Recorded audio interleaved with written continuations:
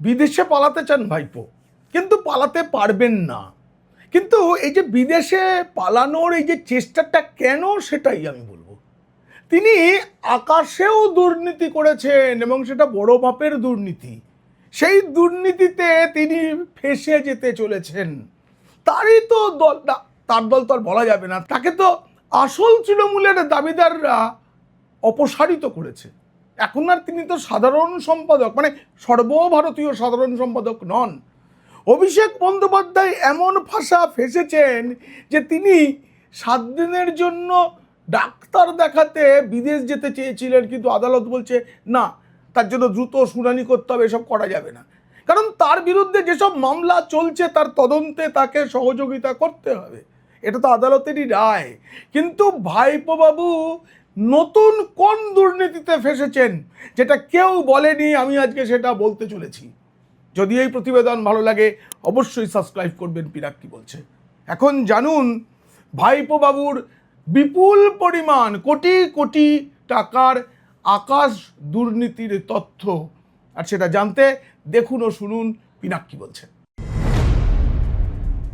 4 বছরে, মাত্র 4টে বছর, খালি আকাশপথে ঘুরতে 150 কোটি টাকা খরচ হয়েছে। বড় লোক তিনি, প্রচুর ধনী, তার বাড়ি গাড়ি সব খাতায় কলমে নেই, কিন্তু প্রচুর আছে। কিন্তু নিজের পয়সায় এই কাজটা করেননি, করেছেন কার পয়সায়? তার দলের পয়সায়। এমনকি দলের ট্রেজারারও জানতেন না যে ভাইপো বাবু দলের অ্যাকাউন্ট থেকে, 4টে অ্যাকাউন্ট আছে তৃণমূলের, সব ফ্রিজ হয়ে গেছে, সেই 4টে অ্যাকাউন্ট থেকে টাকা তুলে সেটা দিয়ে তিনি বিমানে করে ঘুরে বেরিয়েছেন। নির্বাচন কমিশনকে একটা অডিট রিপোর্ট জমা দিতে হয়, সেই অডিট রিপোর্টে সব সত্যি বলা হয় কিনা আমি জানি না। তো গত 4 বছরের অডিট রিপোর্টে যেটা দেখা যাচ্ছে তাতে তৃণমূল নেতাদেরই চক্ষু চড়ক গাছ। এতদিন কেউ দেখেননি, একটা প্রাইভেট লিমিটেড কোম্পানি, তো তৃণমূল তো একটা পেশা, সেই পেশার যারা মূল মালিক, সেই মালিকদের একজন হচ্ছেন অভিষেক বন্দ্যোপাধ্যায়। তিনি কোথায় যাচ্ছেন, কি করছেন, তার কি হিসেব কেউ রাখে?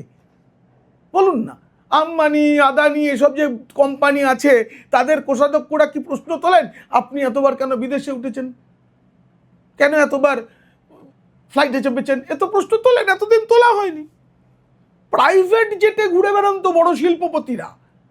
আবার এই যে তৃণমূল নামক পেশাপতি অভিষেক বন্দ্যোপাধ্যায়ও প্রাইভেট বিমানে ঘুরে বেড়ান, তার ভাড়া কে দেয়? দল। তিনি তো সর্বভারতীয় সাধারণ সম্পাদক না।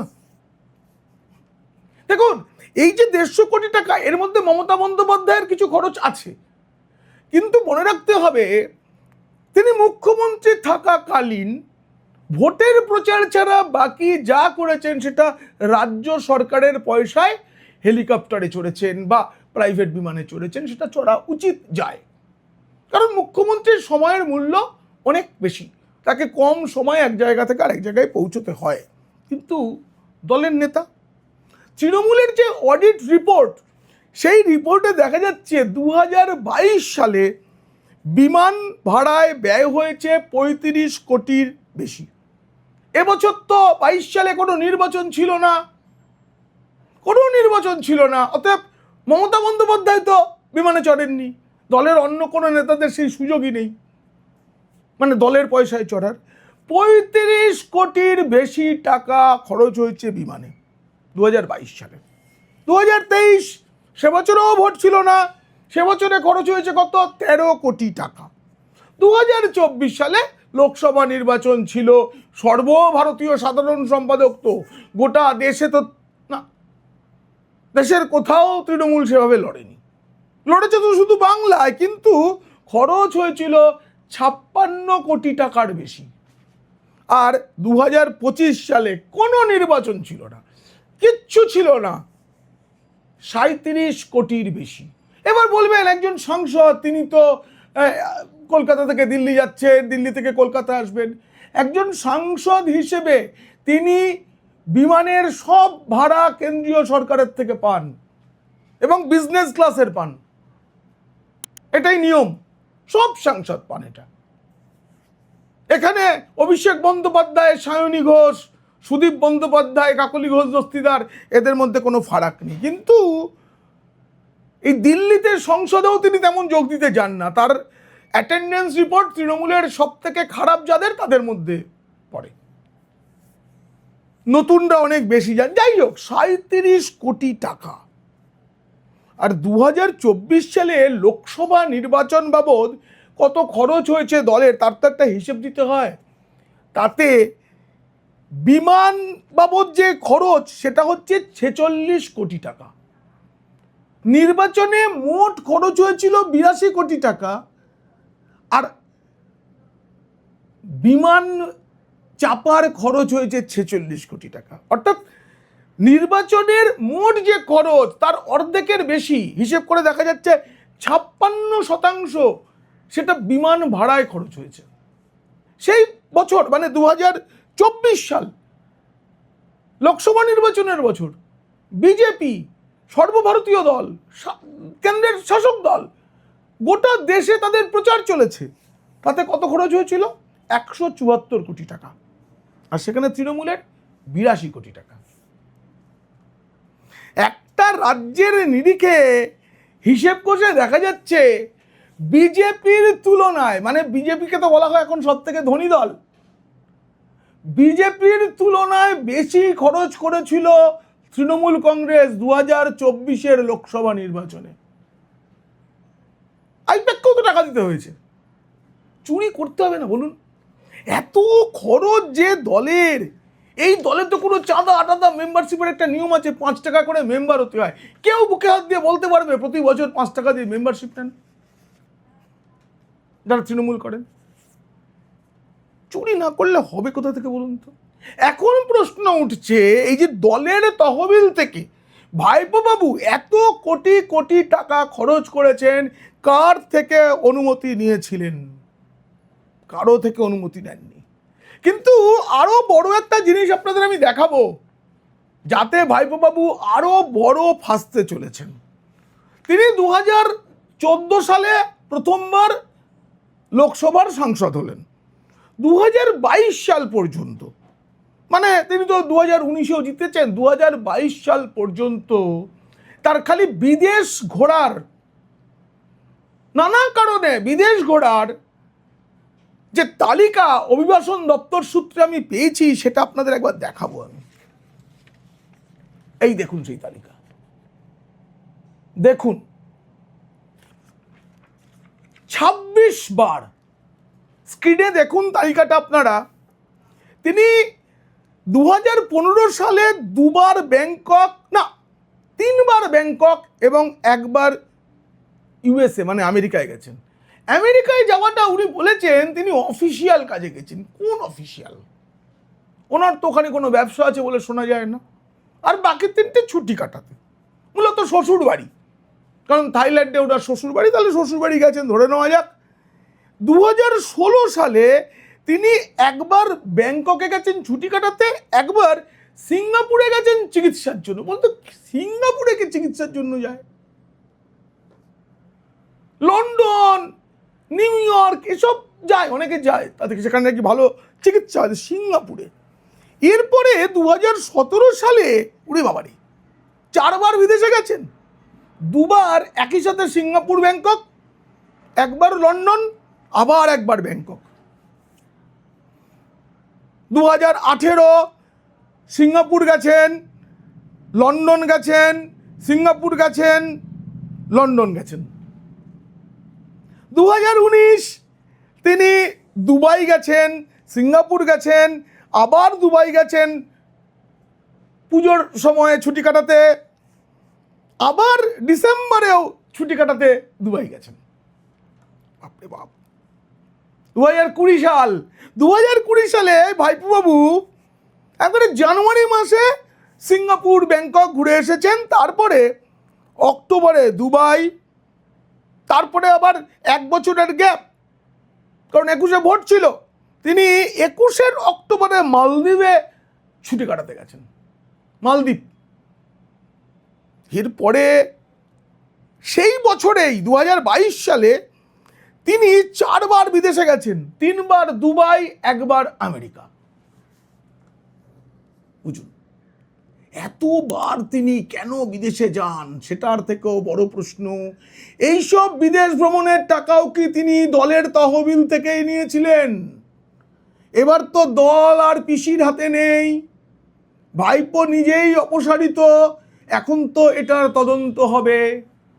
ঋতব্রত বন্দ্যোপাধ্যায় তথা অরূপ রায়ের নেতৃত্বে যে নতুন তৃণমূলের যে কমিটি, তারা তো এবার খোঁজ খবর নেবে এই খরচগুলো কোথা থেকে হয়েছিল। ভাইপো যত যাই বলুন, এখন কিন্তু তার মানে এখন তো তৃণমূলের একটা দল হয়ে গেছে, জানেন তো। কালকে বিধানসভায় বলা হচ্ছে তৃণমূল আর একটা কালীঘাট তৃণমূলের 5-7 জন আছে। এই কালীঘাট তৃণমূলও কিন্তু এই বিমানে ঘোড়াটা নিয়ে প্রশ্ন তুলছে। তৃণমূলের 3টে ব্যাংক অ্যাকাউন্ট ফ্রিজ হয়ে গেছে, সেখানে 440 কোটি টাকা আছে, কিন্তু তা এই যে টাকাটা কমেছে, তাতেই আকাশ বিলাস তিনি কি ত্যাগ করবেন বর্তমান পরিস্থিতিতে? তৃণমূল নেতারা তো এবার নজর রাখছেন। এই নির্বাচনের পর তৃণমূল দাবি করে যে তাদের কর্মীরা মার খাচ্ছেন, কর্মীরা খুব অসহায় অবস্থায় রয়েছেন, তাদের নানা রকম মামলা হচ্ছে, পুরনো যত অন্যায় সেগুলো এবার সামনে আসছে, সেই মামলা লড়ার খরচ, কোথাও নাকি গয়না বিক্রি করে মামলা লড়া হচ্ছে। সেখানে তৃণমূলের যুবরাজ তিনি বিদেশে ঘুরছেন। শুধু তাই নয়, এই কদিন আগে তিনি দিল্লি গেছিলেন, দিল্লি যান। সে দিল্লি যাওয়ার সময় দেখা যায় তিনি একটা প্রাইভেট বিমানে করে গেছেন। আমি এই প্রাইভেট বিমানটার যাবতীয় তথ্য বের করেছি। 2023 সালে মেঘালয়ে নির্বাচন হয়েছিল। সে মেঘালয় নির্বাচনে কলকাতার রাধাবাজারের ঠিকানায় একটি বিমান সংস্থা রয়েছে, তাদের কাছ থেকে বিমান নেওয়া হয়েছিল 4 কোটি টাকা খরচে। ভাইপো বাবু মেঘালয়ে প্রচারে গিয়েছিলেন। 2024 সালে লোকসভা নির্বাচনের ওই যে বিশাল খরচ, হেলিকপ্টার বাবদ যে 46 কোটি টাকার বেশি, 2026 সালের এই যে বিধানসভা নির্বাচন, তখনও ওই সংস্থারই হেলিকপ্টার এবং বিমান ব্যবহার করেছেন অভিষেক। এই বছরের বাকি সময় তিনি যে বিভিন্ন কাজে এদিক ওদিক যান, তিনি একটা প্রাইভেট বিমানে যান। যবে থেকে ওনার নামের সঙ্গে একটা বিশেষণ চোর যুক্ত হয়ে গেছে, চোর ভাইপো, তবে থেকে তিনি বিমানে চড়েন না, মানে সাধারণ যাত্রীবাহী বিমানে। কারণ বসবেন বিজনেস ক্লাসে, কিন্তু পেছন থেকে তো চোর ভাইপো স্লোগান শুনতে হবে। তবে থেকে তিনি যাবতীয় খরচ দলের পয়সায় করে গেছেন।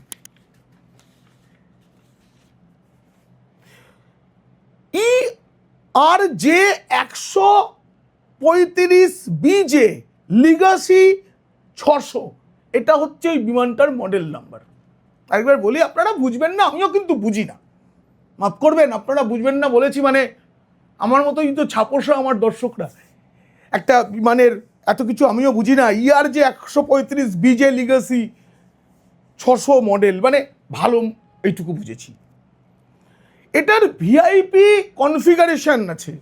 বিমান সংস্থাটির সঙ্গে বিমানের ভাড়া বা চুক্তি নিয়ে খোঁজখবরের চেষ্টা করেছিলেন একজন সাংবাদিক। তিনি বলেন যে অন্যান্য বিমান সংস্থা যারা এই মডেলের প্রাইভেট জেট ভাড়া দেয়, তাদের কাছ থেকে জানা গেছে যে এই বিমানের ভাড়া মানে ফ্লাইং আওয়ারে, মানে স্টার্ট দেওয়া হলো, উঠতে শুরু করলো, নামলো, এই সময়ের ভাড়াটাই হচ্ছে ঘন্টায় 5 লক্ষ টাকা।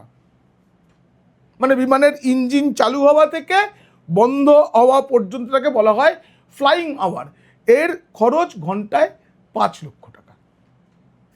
এছাড়াও বিমান কোথাও গেলাম আমি নিজস্ব বিমান নিয়ে, এইবার আমি কাজকর্ম মেটাবো, বিমানটা তো বিমানবন্দরে থাকবে, এই জন্য বিমানবন্দর এই থাকার একটা ভাড়া নেয়। যে বিমানবন্দর থেকে উঠছে সেখানে আগে থাকতে বিমানটা এসেছিল, তার জন্য ভাড়া দিতে হয় কতক্ষণ দাঁড়িয়েছে। সেখানে যদি বিমানের হ্যাঙ্গার না থাকে, তাহলে বিমান থাকার আলাদা খরচা, বাবা বিমানের যে মূল হ্যাঙ্গার যেখানে রয়েছে সেখানে নিয়ে যেতে হয়, এই যে যাতায়াত, তারও ওই ঘন্টায় 5 লক্ষ টাকা খরচ আছে, হ্যাঙ্গার ভাড়াও বিপুল। ফলে একবার দিল্লি যাতায়াত করতেই 60-70 লক্ষ টাকা খরচ হয়, যেখানে সর্বাধিক খুব দামি হলেও বিজনেস ক্লাসের টিকিটের মূল্য 30,000 টাকা, যাতায়াত 60,000 টাকা, আর সেখানে 60 লক্ষ টাকা খরচ করেছে। পরের পয়সা তো দলের পয়সা। মানে কুণাল ঘোষও বলছেন এখন যে এইসব বিমান বিলাস মানায় না। ঋতব্রতরা তো বলবেই, তারা তো এখন বিদ্রোহী। কুণাল ঘোষ এখনো পর্যন্ত মানে সামনে এসে বলছেন আমি দিদি একমাত্র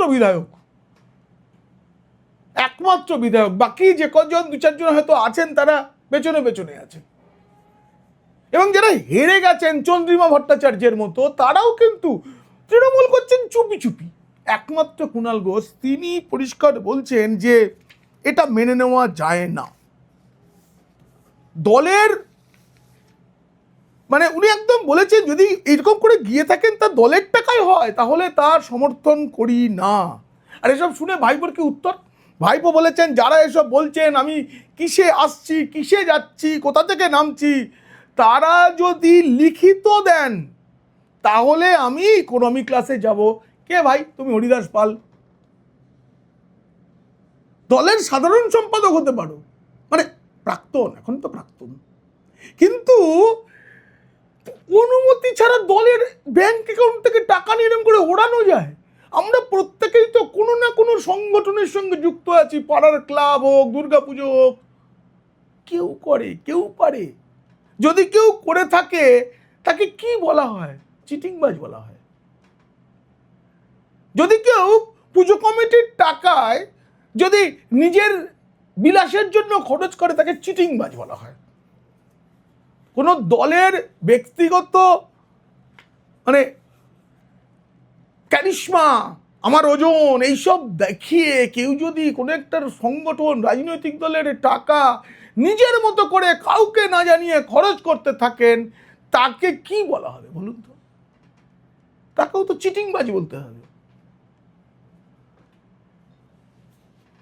তৃণমূলের সবারই পয়সা আছে নেতাদের, কিন্তু এবারেও তো একটা 2.5 কোটির কাছাকাছি ভোট পেয়েছে তৃণমূল। তারা আর একজন চার্টার্ড ফ্লাইটে বিলাস করে বেড়াবেন, 4 বছরে 150 কোটি টাকার আমি হিসেব দিলাম। তিনি এতবার বিদেশ গেছেন, সেটাও কি দলের টাকা? এই প্রশ্নের ভয়ে ভাইপো আছেন, পালাতে চাইছেন, কিন্তু এবার ভাইপো পালাতে পারবেন না। কারণ আদালতের নজরদারি, ইডির নজরদারি, সিবিআইয়ের নজরদারি, সিআইডির নজরদারি, রাজ্য পুলিশের নজরদারি, সরকারের নজরদারি, এসব আমি বাদ দিলাম, কারণ এসবের পরেও তিনি বাইরে গেছেন। এবার সাধারণ মানুষের নজরদারি আছে। তার চেয়েও বড় কথা, তৃণমূল নজর রাখছে। আসল হোক কালীঘাট হোক, তৃণমূল নজর রাখছে ভাইপো কি করে। কারণ পিসির প্রতি সমবেদনা এখনো কারো কারো আছে, কিন্তু ভাইপোর প্রতি ঘৃণা ছাড়া আর কিচ্ছু নেই তৃণমূলের বিধায়ক, সাংসদ বা এখনো টিকে থাকা নেতা কর্মী সমর্থকদের মধ্যে। এই প্রতিবেদন কেমন লাগলো জানিয়ে অবশ্যই মন্তব্য করবেন। ভালো লাগলে বন্ধুদের, খারাপ লাগলে শত্রুদের শেয়ার করবেন। পারলে পিনাক্কি বলছেন পাশে দাঁড়াতে মেম্বারশিপ নেবেন। আপনারা খুব খুব ভালো থাকবেন।